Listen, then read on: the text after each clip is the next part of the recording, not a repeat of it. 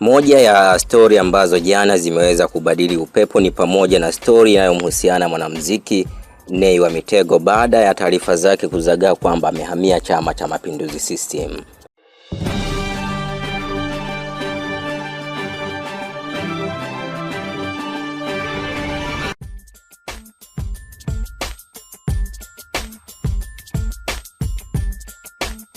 Rais wa chama cha wanasheria Tanganyika TLS Boniface Mwabukusi ameonyesha kushangazwa na ukimya wa Bunge la Jamhuri ya Muungano wa Tanzania katika kushughulikia masuala nyeti ya kitaifa, akituhumu kuwa imekimbia majukumu yake ya msingi. Akizungumza jijini Arusha Mei 8 mwaka huu katika mkutano wa TLS uliojadili hali ya siasa kuelekea uchaguzi mkuu wa mwaka 2025, ambapo Mwabukusi amesema ni aibu kwa Bunge la Jamhuri ya Muungano wa Tanzania kushindwa kujadili masuala kama ukiukwaji wa haki za binadamu, usalama wa raia, vitendo vya utekaji na kupigwa kwa baadhi ya wananchi, pamoja na kesi ya mwenyekiti wa Chama cha Demokrasia na Maendeleo Chadema Tundu Lissu.